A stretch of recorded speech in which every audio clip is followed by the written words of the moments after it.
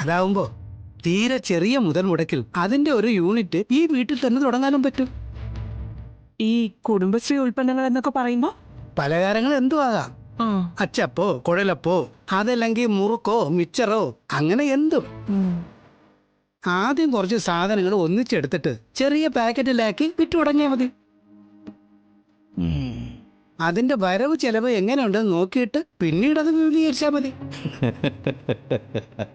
Best best best.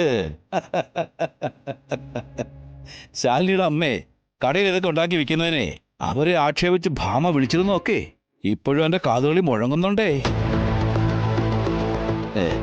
വെപ്പുകാരി, അടുക്കള റാണി, അങ്ങനെ എന്തെല്ലാം പേരുകളാ പറഞ്ഞേക്കുന്നത്.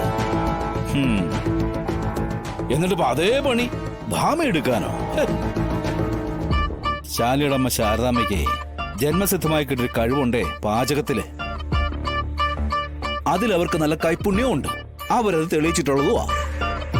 അല്ല, ഭാമയ്ക്ക് എന്ത് പാരമ്പര്യം ഇരിക്കുന്നത് ഈ പാചകത്തിലെ? രാഘവേട്ട, ഇതൊക്കെ വേണമെന്നുണ്ടെങ്കിൽ പഠിച്ചെടുക്കാവുന്നതേ ഉള്ളൂ. ആരും അങ്ങനെ ജനിച്ചു വീഴുമ്പോ തന്നെ എല്ലാം പഠിച്ചു പാസ്സായിട്ടൊന്നും അല്ലല്ലോ വരുന്നത്. ചെയ്തല്ലേ എല്ലാം പഠിക്കുക.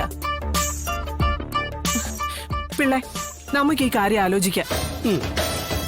അതിനാരെയാണ് കാണണ്ടേന്ന് വെച്ചാ പോയി കാണുകയും ചെയ്യാം. ജോലിയല്ല ചെയ്യുന്നത്. അതൊരു കുറവായിട്ടോ കുഴപ്പമായിട്ടോ കാണാതിരുന്നാ മതി. അങ്ങനെയാണെങ്കിൽ സത്യമയ്ക്കത് താല്പര്യമാണെങ്കിൽ നമുക്കൊരു അപേക്ഷ എഴുതി ബ്ലോക്കിൽ വെക്കാം. ലോണ് കിട്ടിയാൽ അത്രയായല്ലോ. എടോ പിള്ളേ, താൻ ഇതിന്റെ പിന്നാലെ തൂങ്ങി നടക്കണ്ട. ഇതിട്ട് നടക്കാൻ പോകുന്ന കാര്യമൊന്നുമല്ല. ഈ വിപ്പനാന്നൊക്കെ പറയുന്നതേ വീട് വീടാന്തരം കയറി ഇറങ്ങി നടക്കണം.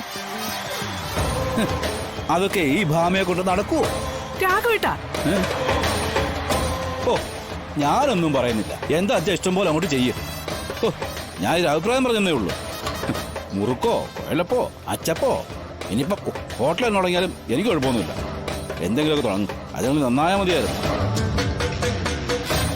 പിള്ളേ, നമുക്ക് തുടങ്ങാം. ഇത് രാഘവേട്ടൻ പറയുന്നൊന്നും കാര്യമാക്കണ്ട. ഞാനേ പാഠങ്ങൾ പഠിക്കുന്ന ഒരാളാ. പഠിച്ചു തന്നെ മുന്നേറാനോ ആഗ്രഹിക്കുന്ന ഒരാളാ.